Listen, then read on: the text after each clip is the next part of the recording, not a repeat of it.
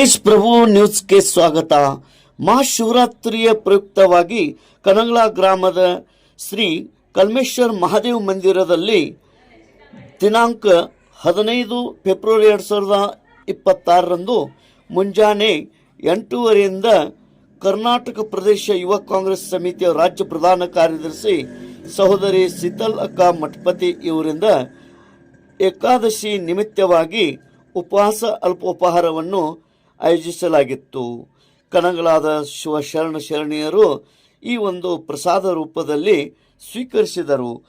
ಮಹಾಶಿವರಾತ್ರಿಯ ಏಕಾದಶಿಯ ನಿಮಿತ್ತವಾಗಿ ಈ ಒಂದು ಅಲ್ಪೋಪಹಾರ ವಿತರಣೆ ಕಾರ್ಯಕ್ರಮವನ್ನು ಹಮ್ಮಿಕೊಳ್ಳಲಾಗಿತ್ತು.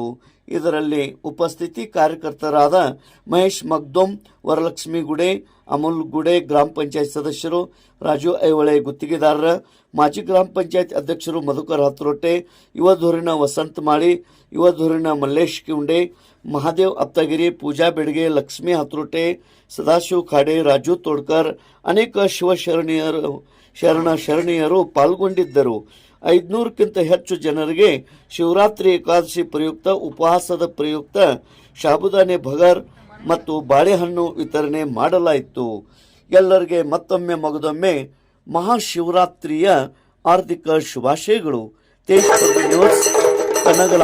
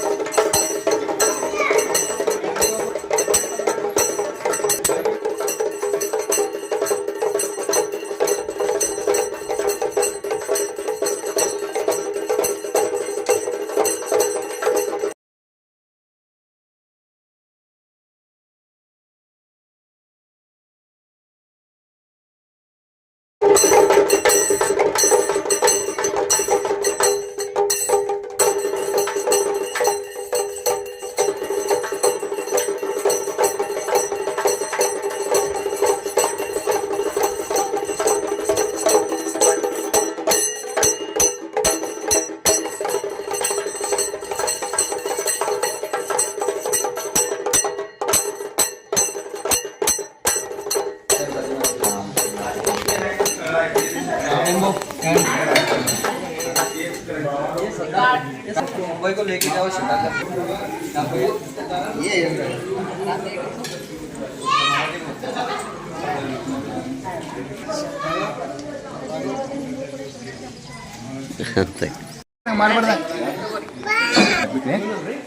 प्लेट मंगा ಕೈಯಾಗ ಕೊಡ್ತಿರ್ತೇನೆ.